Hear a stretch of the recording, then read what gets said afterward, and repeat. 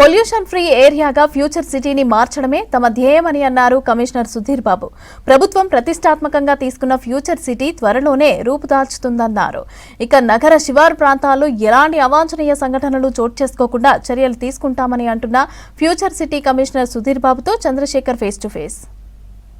తెలంగాణ ప్రభుత్వం హైదరాబాద్లో ఉన్నటువంటి 3 కమిషనరేట్లను విభజించి 4వ కమిషనరేట్ ఏర్పాటు చేసింది. అందులో భాగంగానే ఫ్యూచర్ సిటీ కమిషనరేట్కి గతంలో రాచకొండ కమిషనరేట్గా పనిచేసినటువంటి సుధీర్ బాబుని నియమించడం జరిగింది. మనతో పాటు సుధీర్ బాబు ఉన్నారు. ఫ్యూచర్ సిటీ విషయాల గురించి మరికొన్ని విషయాలు సార్తో అడిగి తెలుస్తున్నాం. ఇప్పుడు మనకి హైదరాబాద్లో 3 కమిషనరేట్లతో పోలిస్తే ఈ కమిషనరేట్కున్న ఏంటి సార్ ప్రత్యేకత ఏంటి? ఫ్యూచర్ సిటీ అనగానే మీకు మన గవర్నమెంట్ యొక్క policy statement, mission statement, vision express అవుతుంది. బికాజ్ అక్కడ ఇప్పటికీ 14,000 ఏకర్స్లో ఫ్యూచర్ సిటీ డెవలప్ చేయడానికి కోసము డిఫరెంట్ పర్స్పెక్టివ్లో అకాడమిక్స్లో కానీ, స్కిల్స్ డెవలప్మెంట్ దాంట్లో కానీ, ఇండస్ట్రీస్ ఉన్నటువంటి ఒకటి కాల్ నెట్ జీరో నెట్వర్క్లో చేసేటువంటి ఇండస్ట్రీస్ చేయడం కానీ, ఫిల్మ్ డెవలప్మెంట్ కోసం కానీ, హాస్పిటల్స్ కానీ, ఇట్లా స్పోర్ట్స్ అకాడమీస్ అట్లా పెట్టడానికి చేయడం చేస్తుంది. దీనివల్ల ఏంటంటే మనకు $3 trillion ఎకానమీ మన రాష్ట్రం కావాలనే ఉద్దేశం 2047 ఉంది. దానికి ఇంక్రిమెంటల్గా ఇటువంటి ప్రోగ్రెసివ్గా వెళ్తూ ఉంటే మనం ఆ గోల్ రీచ్ అవుతాం. ఫస్ట్ అది.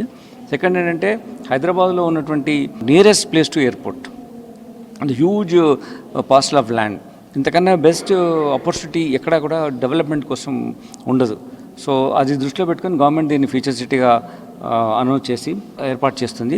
దాంట్లో మేము పోలీస్ ఏంటంటే when there is law and order సరైన మెయింటైన్ అవుతున్నప్పుడు డెవలప్మెంట్ కోసం అవకాశం ఉంటుంది. శాంతి భద్రతలు పరిరక్షించడం వల్ల డెవలప్మెంట్కు సోపానం అవుతుంది. కాబట్టి ఇంటిగ్రేటెడ్గా అన్ని డిపార్ట్మెంట్స్ కలిసి ఒక కోహెసివ్ పర్స్పెక్టివ్లో మేము డెవలప్ చేయాలని చెప్పేసి ముఖ్యమంత్రి గారి ఒక ఉద్దేశం. అందుకోసమే దీనికోసము ఈ కొత్త కమిషనరేట్ని క్రియేట్ చేయడం జరిగింది. సరే, ఫ్యూచర్ సిటీ కమిషనరేట్ పరిధిలో మీ ముందున్న బాధ్యతలు ఏంటి, సవాళ్ళు ఏంటి సార్?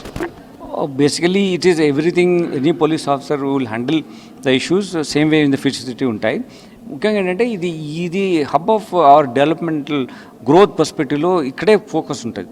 సో దానికి ఎలా మనము చేయాలనే దాంట్లో ముఖ్యంగా మహిళా భద్రత కానీ, అక్కడ వచ్చినటువంటి ఇండస్ట్రీస్ అక్కడ రావడా విధంగా కండ్యూసివ్ ఎన్విరాన్మెంట్స్ క్రియేట్ చేసే విధంగా మన లా అండ్ ఆర్డర్ పర్స్పెక్టివ్లో, అలాగనే విజిబుల్ పోలీసింగ్, ఏదైనా ప్రజలు అడిగినప్పుడు క్విక్గా రెస్పాండ్ అయ్యే విధానం, టెక్నాలజీ యూటిలైజ్ చేసుకొని నెక్స్ట్ లెవెల్ ఆఫ్ టెక్నాలజీని ఇక్కడ తీసుకొచ్చి దాన్ని ఏరియాలో ప్రజలకు బెటర్ సర్వీస్ డెలివరీ చేయడానికి కోసమే ఈ ఫ్యూచర్ సిటీ అనేది ఉంది.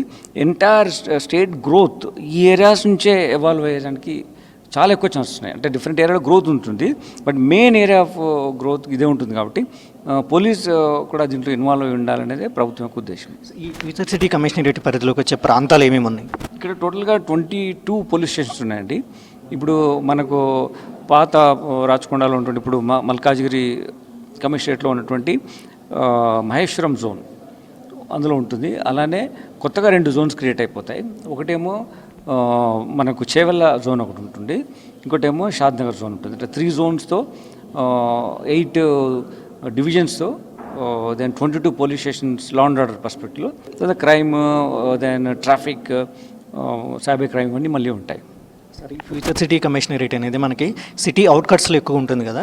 ఆ సిటీ అవుట్కట్స్లో ఎక్కువ భూతగాదాలు కావచ్చు, ఆ ఫామ్ హౌస్లలో డ్రగ్స్, ఇట్లాంటి పార్టీలు ఎక్కువగా జరుగుతుంటాయి సార్. అవి కట్టడి చేయడానికి మీరు ఏ విధంగా ముందుకెళ్ళబోతున్నారు, ఎలాంటి చర్యలు చేపట్టబోతున్నారు? ఇది we have got a lot of network. మనం డ్రగ్ ఫ్రీ స్టేట్ చేయడం ఉద్దేశంతో ఉన్నాం కాబట్టి ఏరియాస్లో కంటిన్యూస్గా మానిటరింగ్ ఉంటుంది. రిజిస్ట్రేషన్స్, వాళ్ళు ఏమైనా ఫంక్షన్ కండక్ట్ చేయాలన్నా కానీ మా సర్ప్రైజ్ చెక్స్ ఉంటాయి అక్కడ. then we get a lot of information about activities working over there. So open ఇన్ఫర్మేషన్తో పాటు మాకు డిఫరెంట్ ఛానల్స్ ఇన్ఫర్మేషన్ వస్తుంది, దాన్ని బట్టి మేము యాక్టివిటీ చేస్తాం. యూత్ డ్రగ్స్ పట్ల ఇప్పటి వరకే చాలా వరకు కట్టడి చేస్తున్నాం. ఇక ముందు కూడా విద్యార్థులు డ్రగ్స్ తీసుకున్నట్టు తెలిస్తే మాత్రం చాలా సివియర్గా యాక్షన్ ఉంటుందని కమిషనర్ సుధీర్ బాబు చెప్తున్నారు.